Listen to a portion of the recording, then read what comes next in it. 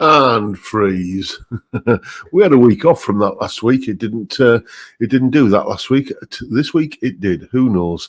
I see Dr. Gomez one there saying, will it freeze or won't it? Well, if you put some money on that, it's time to collect.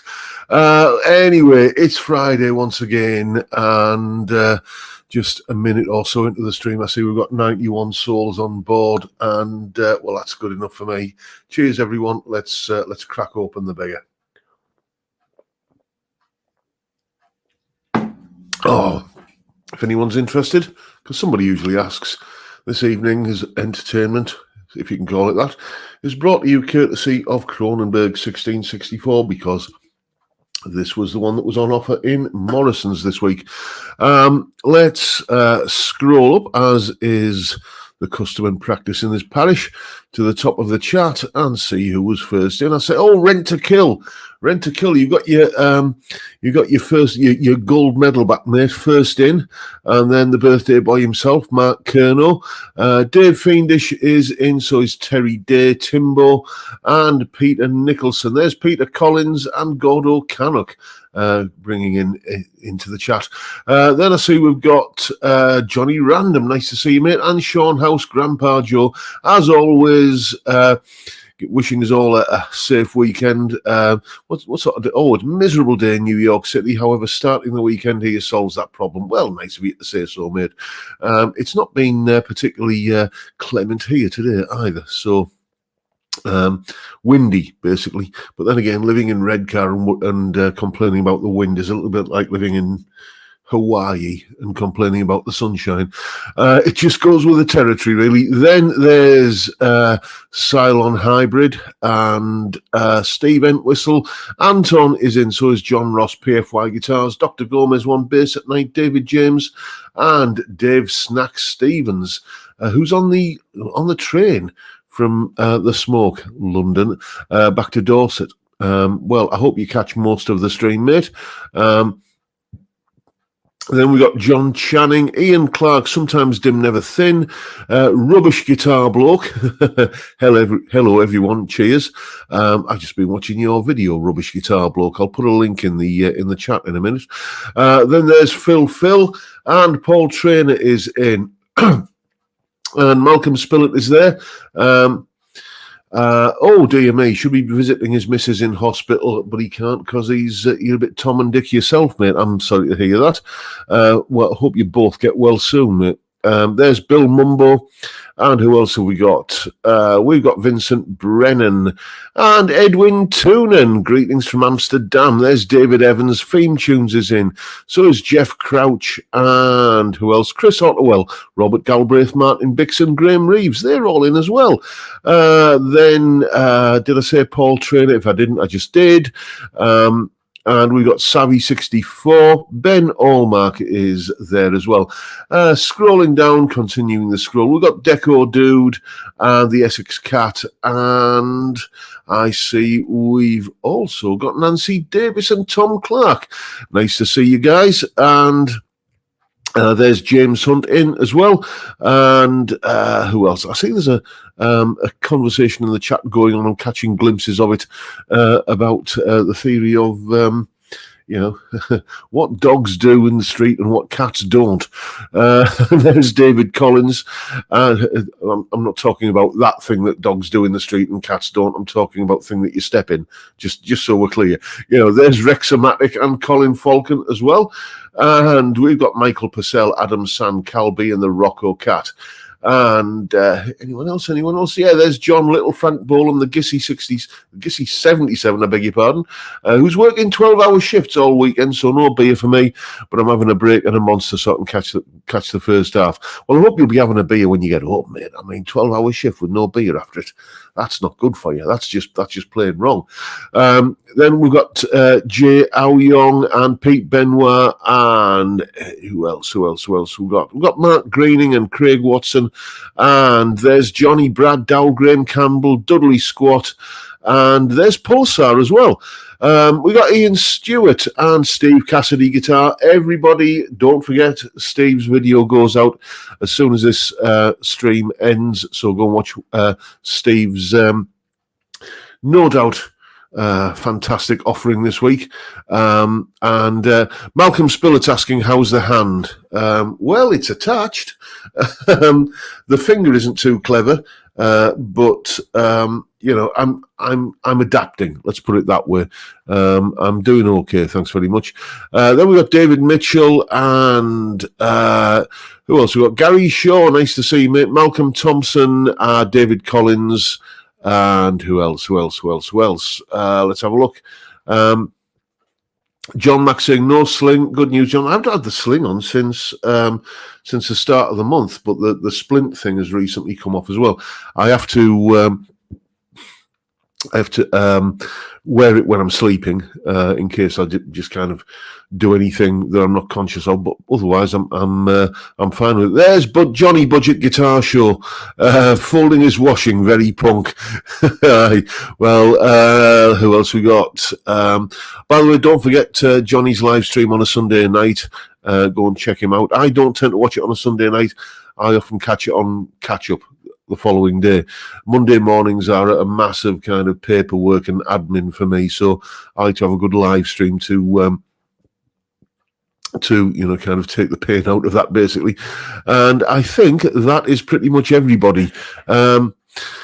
So yes, it's been the hand. I'm not going to spend a lot of time talking about it, but it is on the mend, and it's amazing how you can adapt. Basically, the finger in question just still won't kind of move enough to get it onto the frets and play with it. But you know what, I'm doing okay with the remaining three. I decided this week I was going to come up with a piece of music that was tricky. That would be well, not necessarily kind of really tricky, but it's got all of my usual kind of twiddly bits in it, and admittedly in more takes than I would usually take to get a piece of music recorded. Fair enough, but I got it recorded, and I think a couple of people I've shown it to have said if we couldn't see in the video that your finger was kind of strapped up, we would never have known any different. So I'll settle for that. Anyway, speaking of such matters, it's time to, and you'll see the connection in a moment. Speaking of such matters, it's time to fill you in on what's coming up on the channel this week. You got to remember that I don't always kind of do these videos in the same order in which you see them. So if things seem a little bit out of sequence, I'm just going to get a bit more light in here. That's a little bit better. If things seem a bit out of sequence, that is why. It's almost like watching, repeats of an old cop show on a cable channel, isn't it? Where the character who died in last week's episode is still alive in the one that you see immediately after it. So what Sunday's video is basically documenting the first time I picked up a guitar since the operation on my hand. It's not the greatest piece of music. It's not the greatest example of playing, but it does sort of document where I was in my first attempt at playing a guitar. This will have been, I guess, in about the first week of January, about then. I can't remember when I made the video, but earlier on this month, and that was the first time I'd picked up a guitar since the back end of November. So you'll see how it went on Sunday. Then on Monday, a video which is entitled "Normal Service is Resumed," because this was the first time. This was done like a little while after that. I did a video, just normal Monday solo analysis video, where I'm dissecting a Tom Scholz solo, and I've done More Than a Feeling in the past, and I've done what's the other one? Peace of Mind in the past. Those are the only two Boston guitar solos that I've taken a look at on the channel in all the time I've been doing this. So I thought it was time for the third one, and we're looking at the title track from the much maligned, and in some ways I can see why, second Boston album. I don't think it's as consistent as the first album. But I think the good tracks on it are as good as anything, on that first album. I just don't think that the album is as consistently good as the first one. But the title track of that album is called Don't Look Back, and there is a rather good guitar solo in it. So on Monday, we're putting that under the microscope. Then, Tuesday, Top 5 Tuesday, as usual. Is the guitar solo an essential part of, classic rock and metal songs? Many people would argue that it is, but not always, because Top 5 Tuesday this coming week is all about 5 undoubtedly, undeniably classic rock songs that don't have a guitar solo. And that's what we're looking at on Tuesday. Then Wednesday, viewers' questions. A certain gentleman in the chat this evening, Mr. Toonen, Edwin, a good mate of mine over there in the Netherlands. He knows all about this Wednesday's video because it features him. Yes, he has lessons off me occasionally, and he very, very generously agreed to allow me to take some video footage of the Zoom call and make a video around it. And it's basically, okay, theory alert, there is a fair bit of music theory in that video, and it's a video about playing jazz guitar that's got a fair bit of music theory in it, so I'll probably get like a dozen views or something, but it was fun to do, and I want to say a massive thank you to Edwin for taking part in it and agreeing to share the footage. Then on Thursday, something completely off the wall, something completely out of the blue, not guitar related, not even music related. We are looking at me doing a bit of cooking, yes. And I've flagged this video up a couple of times, and it's going out on Thursday. I'm cooking a beef casserole in the slow cooker, and I've shot part of another video that in a similar vein, basically making a curry, because that's what I've been doing earlier on today. And we'll see how the beef casserole video goes down. Whether it's I can understand if people would get a little bit irked about a video that's got nothing to do with music and guitars cropping up on a channel about music and guitars. So we'll see how that goes down. If you like it, I'll do more videos. If you don't, I'll take the hint, and I'll just look at the viewing stats for it really, and see what sort of reaction it gets. Anyway, that's what's coming up. Steve Cassidy saying the vid featuring your Zoom setup and students was a great wee glimpse behind the scenes, John. Well, thank you, Steve. And what can I tell you? I'm not going to talk about the hand, but I had an injury. The injury to my hand left me unable to play. And the number of people who've stepped up and said, is there anything we can do to help you get the content out?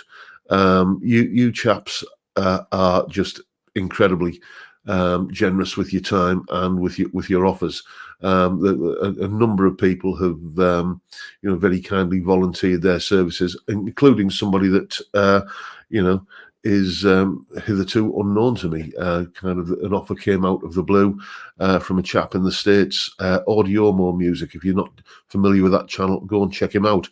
And he's going to be taking part in at least one video that's coming up on the channel, and well, possibly a couple, and we'll see how that goes. I'm absolutely blown away by the generosity of you chaps, my wonderful audience, and my Friday night pals. Anyway, cheers.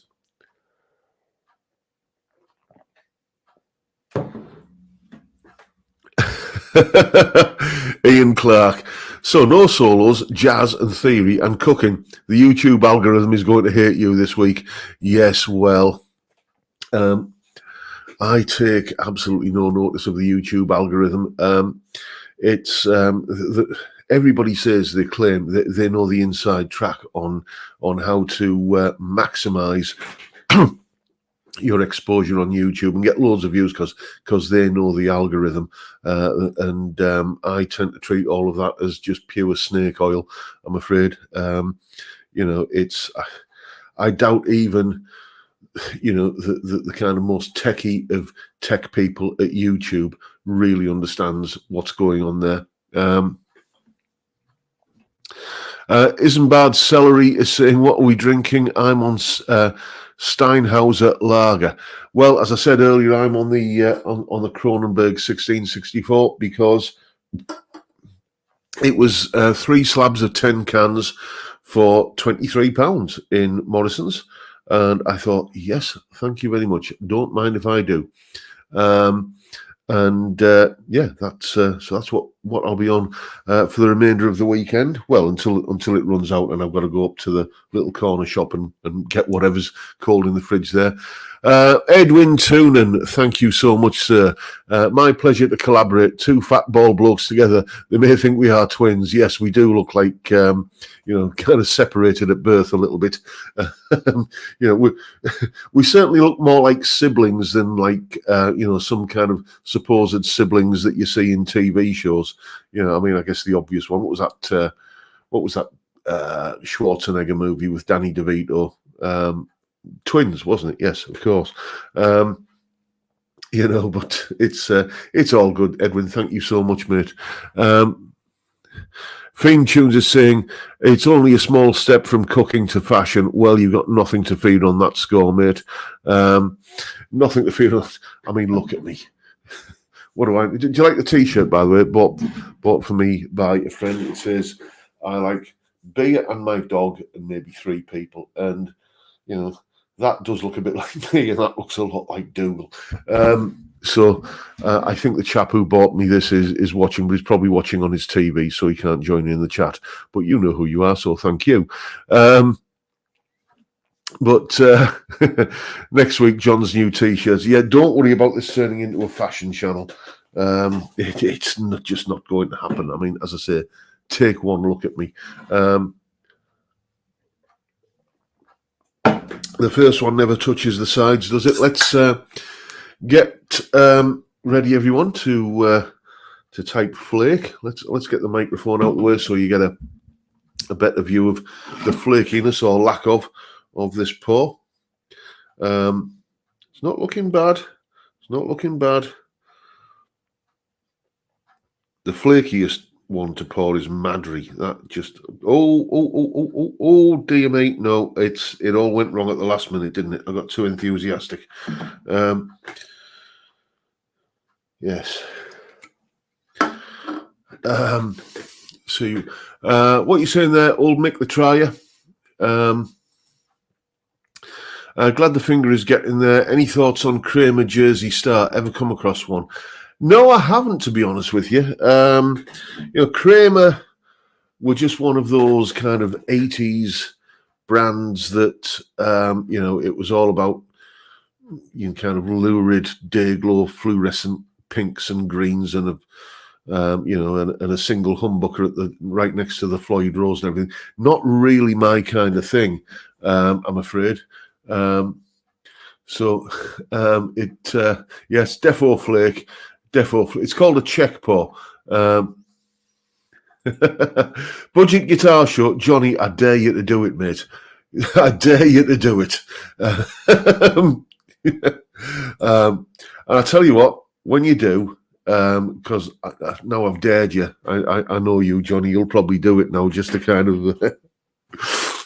when you do, what you need to do is think of like serving suggestions, and with a little bit of sprinkled parsley near it, and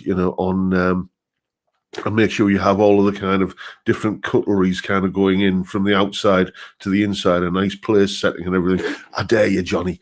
Go on, mate. Michael Purcell is saying Rick Beato and Tim Pierce did a great video about behind the scenes in LA session guitarists in the 70s and 80s. I watched that yesterday, I think, and it was very, very informative. You can tell watching those videos, because I've done a few together, you can tell that there's just, that they're pals, and it's like you kind of, party to a conversation between a pair of guys who have, massive amounts of admiration for each other. Steve Cassidy saying, put it on a rustic chopping board like in a fancy pub. That's even better, mate. That's even better.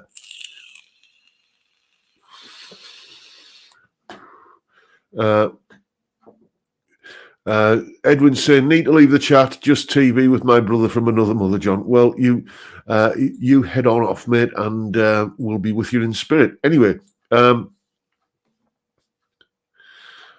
Sean House is saying, didn't a pot noodle didn't a pot noodle come with a little bag of parsley once upon a time? Not that I know of, mate. It's the chicken one comes with soy sauce, and that was when I was a kid. That was my first ever experience of tasting what soy sauce was like. But I didn't realise that you weren't supposed to have it neat like ketchup.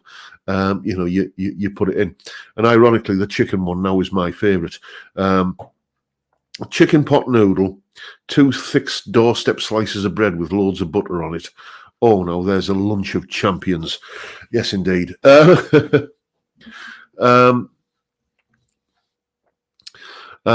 we saying? Buckerbert's Bad Dad Rock. Anyone played a Harley Benton DC60? Went to try a single P90 guitar on the cheap. I think I did do. I think I did the it was like more like a Les Paul special because it had the 2 P90s and a single cutaway. I did a video on one of those. Gosh, it must have been 4 years ago, more.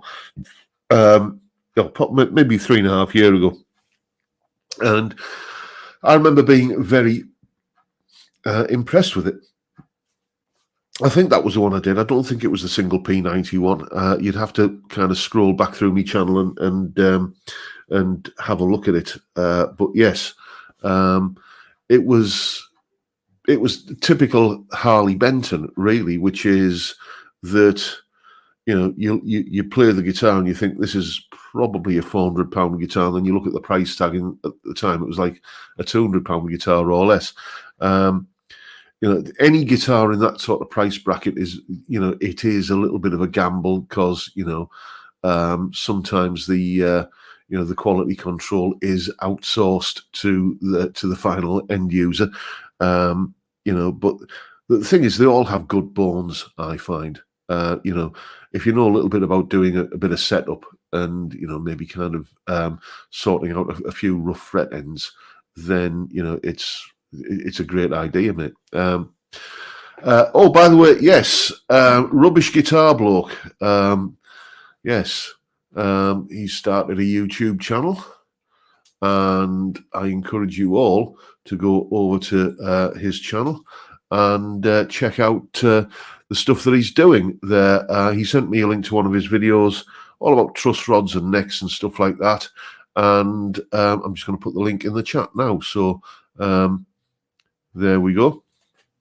Go and check out Rubbish Guitar Bloke's new channel and give him a sub. I already have. And yeah, I'm sure you'll find, let's encourage people to start doing this, because YouTube is,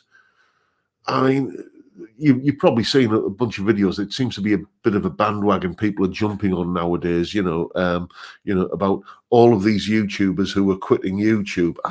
Guitar Max, I'm with him because he did a video this week saying, I ain't quitting. This is brilliant fun. It's fantastic. You get to sit in front of a camera and play guitar and talk about guitar, and and people might even watch it. I was on YouTube for about 10 years before I got any serious traction. So if I know there's maybe 1 or 2 people in the chat who are, I know Steve Cassidy and Johnny have got their own channels, and so is Rubbish Guitar Bloke. But if you're watching this and you've got your own channel and nobody's watching your videos, just keep uploading. Just throw enough darts, one of them will hit the bullseye, and when it does, that's the thing that tips it. It took me 10 years, of admittedly intermittent uploading, but it's brilliant fun. It's fantastic. I ain't ever quitting. So I just want to encourage anybody that is even thinking about, hitting the record button and saying, hello, chaps, or whatever, however you might, preface your videos and open them up. Give it a go. You'll have fun, and, you'll learn stuff. You go back and look at some of my early videos, and I cringe with embarrassment now, but they're up there. They're my apprentice pieces. That it's me learning my craft, really, in the same way as, you go back and think about the first chords you played on the guitar. You were learning, and there's no shame in kind of showing that learning process. Johnny's saying, I think we get 2 good videos, then a slow burner or 2. Yeah, that's very much my experience. Like any video that I do, which is remotely tuition orientated, that I know that I'm going to get like, half the views. I always kind of look after sort of like the videos go out at 6 p.m. UK time on an evening, and then what I'll do is when I get up the next morning at kind of 5:30, 6 o'clock, I'll just check YouTube dashboard on my phone and or YouTube Studio on my phone and have a look and see how the previous evening's video's done. And if it's a review or an unboxing or something like that, it'll be kind of well into 4 figures. If it's a tuition video, it'll be maybe 500-600 views. But that's just the nature of it. I enjoy doing those tuition videos, and it does get people kind of contacting me to set up lessons. So in that way, it's sort of a calling card. But I've given up trying to second guess what YouTube likes and doesn't like in a video and what it'll suggest, because that's a big part of it. Whether YouTube are going to kind of suggest your video to people who aren't subscribed to you and may not have seen your content before. I've long since given up trying to figure out how to kind of please that mythical algorithm. I just do what I want to do, and as I say, chuck enough darts, one will hit the bullseye, and just do what you want. I think if you start trying to kind of do stuff that you think you should do rather than the stuff you want to do, it'll come across as contrived and false anyway. So just do your own thing. Somebody's going to like it, and word will spread. Anyway, excuse me. David Evans is saying, have you ever used fast fret? Yeah. The only problem I have with fast fret is that your strings get addicted to it. You put some fast fret on and they feel fantastic and slinky and lovely to play on. But then when it sort of dries out or whatever, they start to feel a bit claggy and kind of sweaty and sticky. So you're going to fast fret them again. And so I've got some here. A little tin of it here. The stuff that I find I prefer to fast fret, I've said this before, Dr. Duck's Axe Wax and String Lube. Used to be able to get this in pretty much any music shop, any guitar shop. Now it's like rocking horse poop to try and get hold of. But you can get it on eBay. I've had this bottle now about 5 years, and you can see where the level is on it. It's it lasts forever, and I just put it on with a microfiber cloth and wipe it off, and it works fine. Let's have a look, see what I've missed in the chat. By the way, if you're saying stuff to me in the chat and I'm not getting back to you, it's not because I'm ignoring you. It's just because I'm talking. And Rick Beato's got, was it Billy? That Rick Beato's got kind of keeping an eye on the chat. Yeah, I don't have any Santa's little helpers. Doing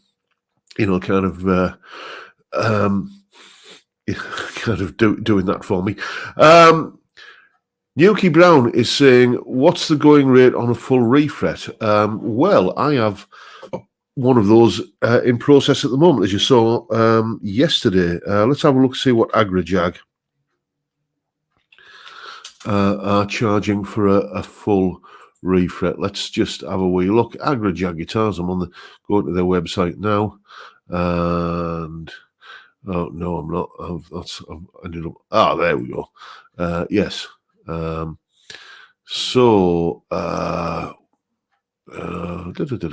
Price list. Here we go.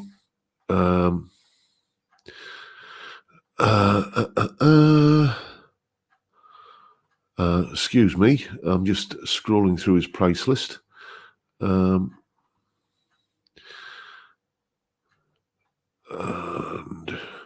A fret level crown and polish at Agrajag is £40. That's not bad. That's not bad at all. And luthier in okay, a refret at Agrajag guitars. Nickel frets he charges £200. Stainless steel he charges £250. So yeah, that's about right. I think. I mean, the first guitar I had refretted was in about gosh, it will have been in about 92, and I got a good friend of mine back then, a chap called Jim Cairns, sadly no longer with us. He was a mate of mine, and he did me a friend price back then, and that was like 30 years ago. That was £90 back then. So, 250 quid is, about right for these days, I would think. It's a time-consuming job. It's not particularly labor-intensive, or the parts aren't that. You can go onto Amazon and check out the price of fret wire on Amazon. It's just the time involved in doing it, and you're paying a professional person, kind of there for their time, for the best part of a day's work. So I think that's about right.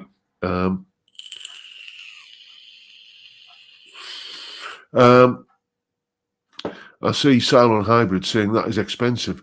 Well, it is if you can't afford it, mate. But it's it's, as I say, for best part of a full day's work from a skilled professional. I don't think that's unreasonable at all.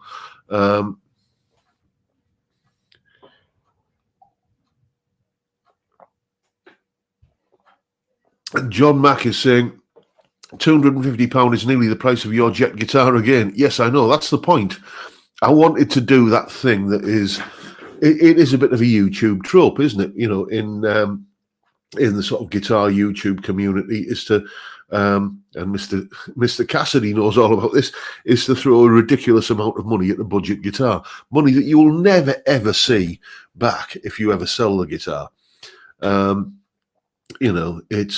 It's like if you've got a Skoda and you kind of completely gutted it and put a Ferrari drivetrain in it and a Maserati engine and everything, you're never going to get that money back still, because it's still got a Skoda badge on it,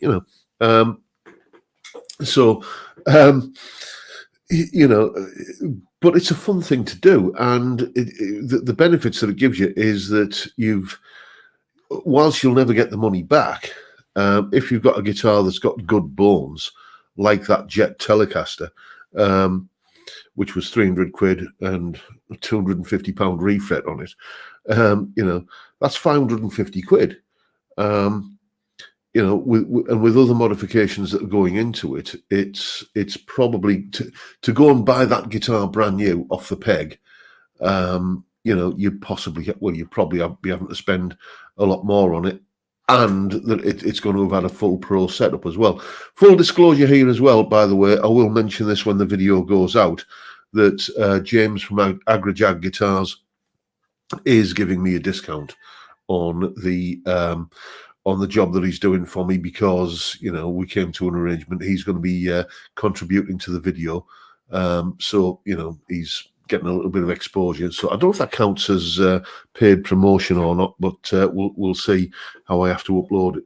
But yeah, I've heard nothing but good stuff about the work that he does, so that's why why I went to go with him. And it's nice to have a good quality luthier and guitar tech in this part of the world again, because after Jim Cairns sadly passed away, there wasn't really anybody doing much of that sort of thing around here. What are you saying there, Neil Roberts? I was charged for a full service and fret leveling for a Strat £75 and jazz bass £105. Okay,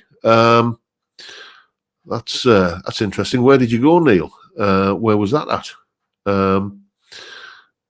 Let's have a look. Tony Stir is in. Nice to see you, mate.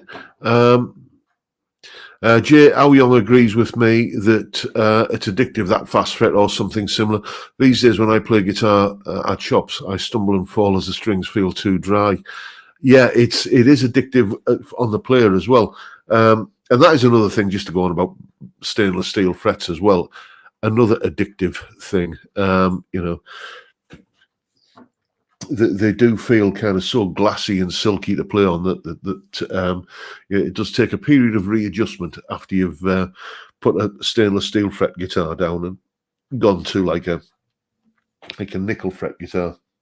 So much so that I am thinking of possibly giving the same treatment over, eventually to a couple of other guitars that I've got around here.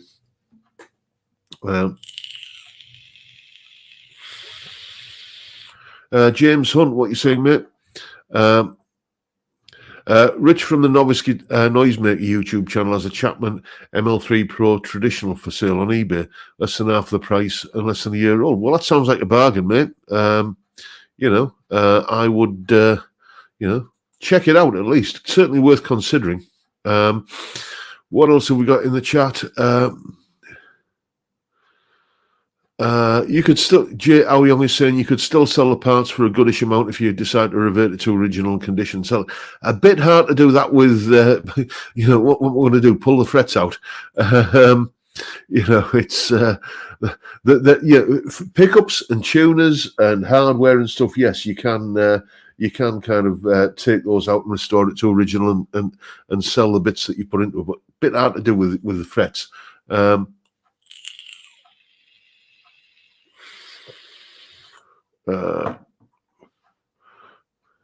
Neil Roberts is saying it's a shop in Coventry called Noiseworks. Yeah, that does seem a bit expensive, mate. Or maybe it's just up here that in Middlesbrough. Middlesbrough is let's not forget. Well, it was until the late 60s part of North Yorkshire. And there is still very much a Yorkshire mentality up here, isn't there? Kind of copper wire was invented by two Yorkshiremen fighting over a penny. Did you know that? Anyway, John Mack saying the Jet project's going to be interesting. I'm really kind of stoked about it. Actually, I'm because that Jet guitar, it's beautiful. I mean, my three favourite guitars in here at the moment are the humble Harley Benton Fusion, the Les Paul, obviously. I love that because it's a Les Paul and it has the Les Paul tone and it plays nice. But I love it more than anything else because it was just my little trophy guitar, and the PRS S2 Standard. Those are my three favourite guitars, and the Jet, the feel of the neck on that is. As soon as I picked it up, I thought, "Oh, hello. This is rather nice. I can see my top three becoming a top four." And then I was just browsing, as you saw in the video yesterday, I was just browsing, as idly as you do on your phone, looking at fantasy guitar buying. And I came across one of the Sir Alt Tees or Classic Tees. I can't remember what it was. And I thought, that looks a bit like my Jet. And that's kind of where I got kind of thinking about boutiquing it. So, we'll see how it turns out, but I am looking forward to getting it back.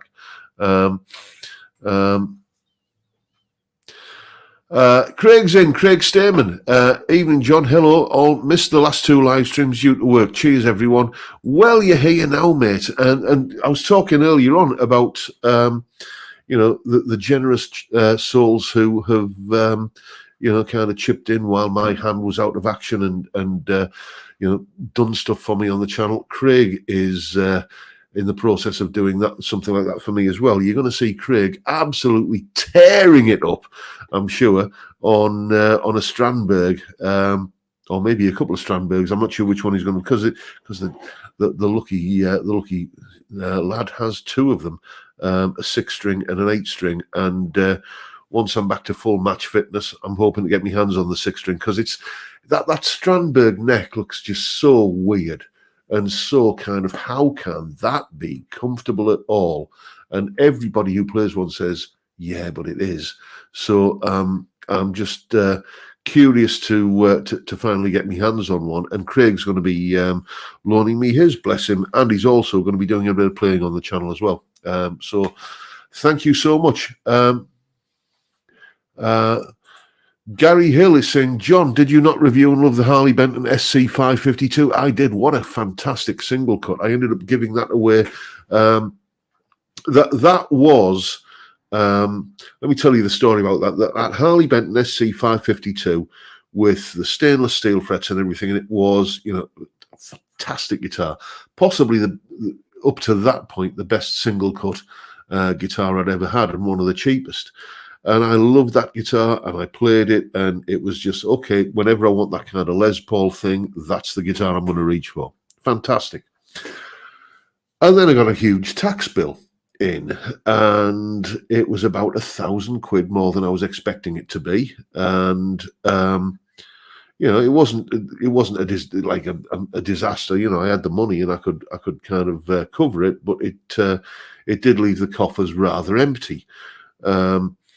But anyway, I built it back up again. But it got me kind of thinking, well, you know what? Given that guitars are tax deductible for me, if I'm going to be paying out £1,000 extra than I expected, then why don't I spend that £1,000 on a guitar? Because it's that's deductible. It's essentially £1,000 going out the door and a big lump of guitar coming back in. So that was why I bought the Les Paul Tribute, which they're now about £1,200, but I paid $999 for mine back in 2022. And it's it's a lovely guitar. I mean, but it's more than just a guitar. It's a trophy because it says Gibson on it, and people who buy a Gibson, who bang on about, oh well, yes, but it's just so much better than the cheaper ones because. But no, I fully admit that I bought my Gibson because I wanted a trophy. I wanted to give myself, a little pat on the back for having had a good year, and that's why I got it. And when I got it, it was like, obviously, I was probably not going to pick up the Harley Benton much more, so it. I ran a competition on the channel, and that was the prize, and I ended up giving it away, which again, ding, tax write-off. But the SC 552, if all you want is a guitar that looks beautiful, plays fantastic, and sounds great for that single cut style, just grab one of those. It's just that the stainless steel frets on it are, well, they are, well, forget Epiphone, basically. Epiphone makes some nice guitars, don't get me wrong, but I would say that the stainless steel frets can, on the Harley Benton, make it a higher spec guitar for less money than an Epiphone. Rubbish Guitar Bloke saying, loving my Strandberg, John. One day I might even be able to play it. Well, stick at it, mate. Stick at it.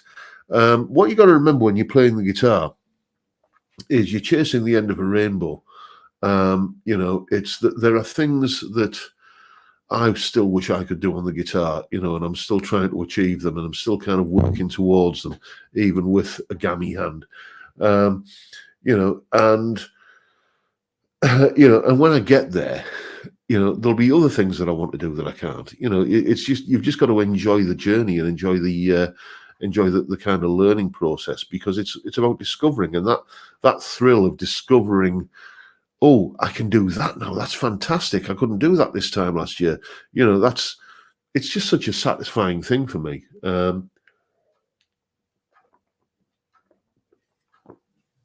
Anyway, chaps. Time for another pour.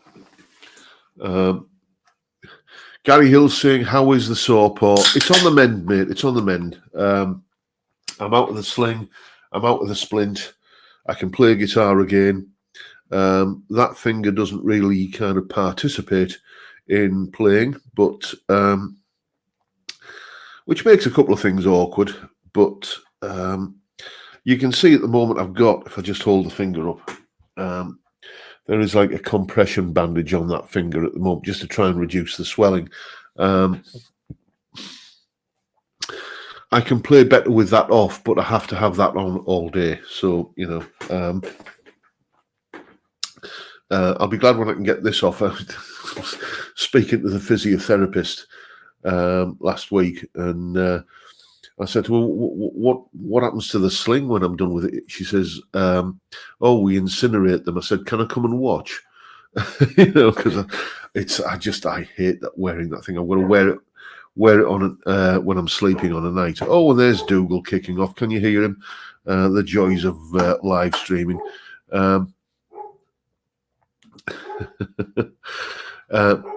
Have you tried to see how it goes in a slide? Yeah, the slide won't fit over that finger, as you can see. When I'm doing slide at the moment, I'm having to use that finger, and that's again a learning process.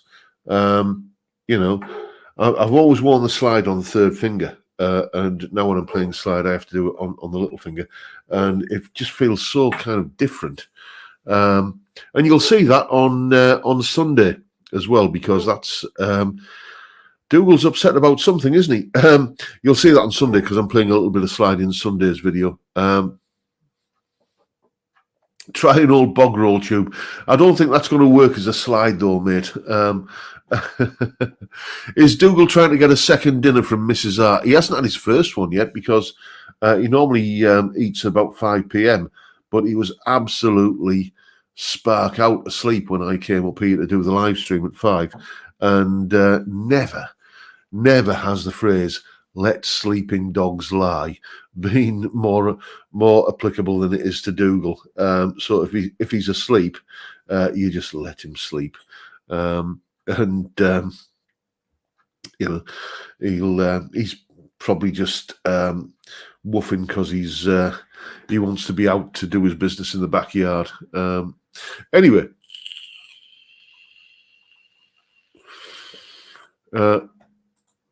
Guitar Bass Dude is saying, it could be much worse. What if you couldn't pour a beer? Oh, that would be, well, I'd just have to get the wife to do it for me, you know. You know.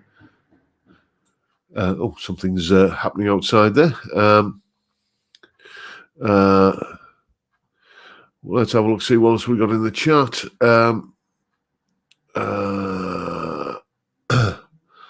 Malcolm Spillett, what you're saying there, mate. I had a Gibson Les Paul for a while, but traded it for a Paisley Telly, and I still like my vintage brand Les Pauls. Yeah, I've had one of those in for review, the vintage Lemon Drop. Done a couple of videos with that. And I've got to tell you, they do have good bones. That Lemon Drop, relicking aside, that's a Marmite thing. You either love it or hate it, and you know which side of the fence I'm on with that one. But you know, aside from the relicking, it was a fantastic guitar. The only thing, and this is something that you know I've called out Harley Benton for in the past, and I'm going to call out Vintage for it now. Okay, it's a budget guitar. We get that. You're saving money wherever you can, right? But you know, spend a little bit more. Spend a little bit more on the pots and switches, please. You know, if it puts 20 quid onto the price of the guitar, that's not going to deter people. You know, every vintage brand Les Paul I've ever had, the V100s they're called, the V100 Lemon Drop, and the plain V100, and there's the AFD, isn't it, which is the slash one, or the slash replica. You know, the moment you turn the volume control down, everything just turns to mud. And especially on a Les Paul, you know, where one thing I love to do with my Les Paul is I like to have the volume down on about 2 on the neck pickup. And it gives a beautiful kind of shimmery, clean sound. And then you flick to the bridge pickup and you've got this roaring rock beast of a monster of a guitar. You know, so you've got like a channel switch on your guitar. And you just can't do that on any vintage guitar I've ever tried. So, you know, just at least spend a quid on putting like treble bleed circuits on the volume controls. At least if you're not going to upgrade from the like the cheap dime pots, put treble bleeds on. You know, it's just penny pinching. And you're probably familiar with the saying, "Spoiling the ship for a ha'porth of tar." It's just, it seems kind of just a little bit shooting themselves in the foot.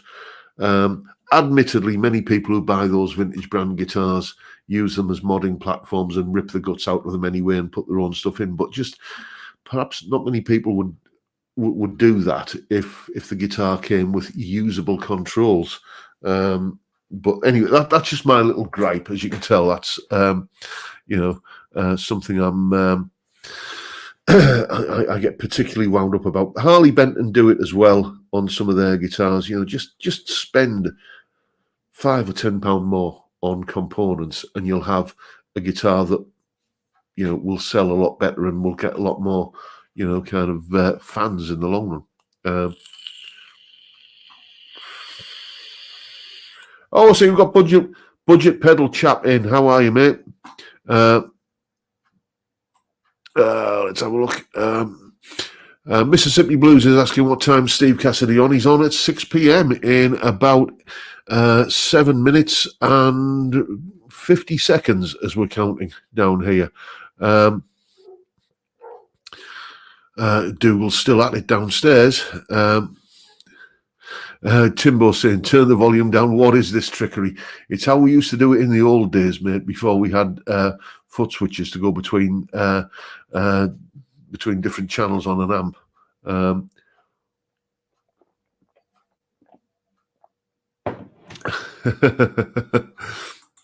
Anton's saying, imagine that massive life risk. Wife, pour me another beer, please. Slap incoming. Yeah, my missus actually volunteers. Sometimes she says, would you like another beer, dear? So obviously different households have different dynamics, I'm thinking. Budget guitar shows off. I've got to go cook the wife's tea. Hope to see some of you guys in my stream on Sunday. Yeah, don't forget to check out Johnny's live stream on Sunday. As I say, I usually watch it on a Monday morning as I'm answering emails and doing paperwork and stuff. What if the wife said you'd had enough? Again, it just doesn't happen in this household. David Evans is saying, do you have feeling in your finger? Excuse me. When I lost the end of my finger in 84, only started getting feeling back again in recent years. The feeling in that finger is a little bit kind of messed up, I must admit. There are some parts of it that are numb, and there are other parts of it that are kind of really rather sensitive. I'm told that will ease in the coming months because, obviously when they had to cut it open, they had to fillet it like a kipper, basically. They're cutting through nerves, and the nerves have to kind of find their own way back, essentially. And there are exercises that I'm doing that the physiotherapist told me about that that will that help to restore that. Oh, Steve Cassidy guitar, you are going up on screen for that. Would you like another beer, love? Translation, I bought shoes. Yes, yeah. My missus had a pair of can't remember what they were, some designer brand of shoes, and she used to take them to work in a cloth bag and put them on when she was at work, and then take them off when she was in the office all day at work, and then take them off and then carry them home in the cloth bag and put them back in the cupboard again. They were not shoes that were subjected to any kind of outdoor conditions. And as I said, that makes them carpet slippers. So I just got the side eye for that. I just got the stink eye, the kind of that look that all of us married gentlemen are probably familiar with. Yes, but it's girls and shoes. It's us middle-aged men and our guitars, isn't it? Really.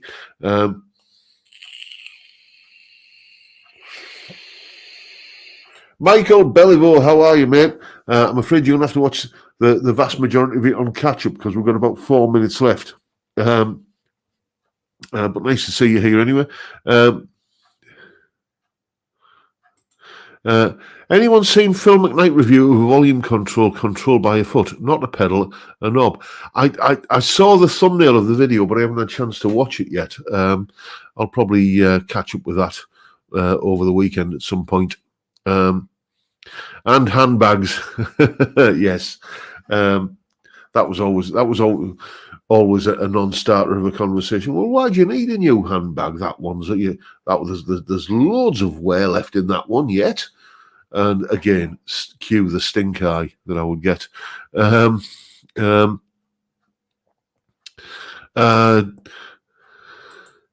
are you saying, Silent Hybrid? How did you get it done if you went to hospital with a broken finger? After many hours, I would be lucky with a splint. 2 sucker, sticker and a plaster.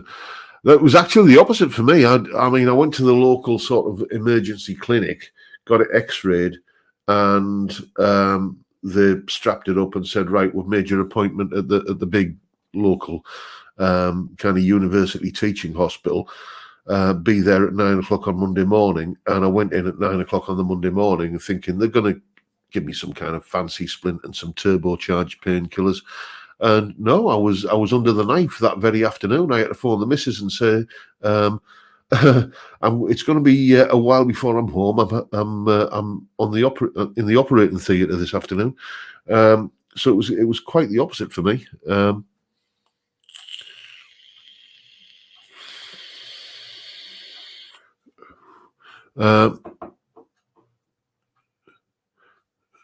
Let's have a look. See what we got in the dying minutes of the game, just to kind of have a look at. Jay Aoyong, what you're saying? Relic budget guitars used to be just horrid looking, not realistic or convincing at all. Lately, they've been getting much better, particularly a newish brand called 10S guitars. Yeah, I've heard of those. One of my students, Robster Boy, you sometimes see him in the chat on a Friday in here. He's unfortunately having a few health issues at the moment. So get well soon, Robert. If you're watching this either live or on catch-up, get well soon. Our thoughts are with you. But he's got a 10S guitar, and he absolutely loves it. So, I've heard good things about that brand. I might have to look into teaching hospital. Weren't you nervous? Says Anton. No, because it was the professor who operated on me, not the student. So there you go. Anyway, chaps, we're coming up to 59 minutes in, and that's near enough time, I think. And so I'm just going to swill off this beer and go and see what the hell Dougal was barking at, because it was obviously something that was very, very urgent and needed attention. It's like, is there an intruder trying to break in, or did I just fart myself awake? That's often the thing that you've got to kind of deal with Dougal. But anyway, chaps, thank you once again for turning up and watching a fat bald bloke talk absolute nonsense for an hour. It's been a blast, and I'll keep on doing it till you're sick of me. But for now, time, gentlemen, please.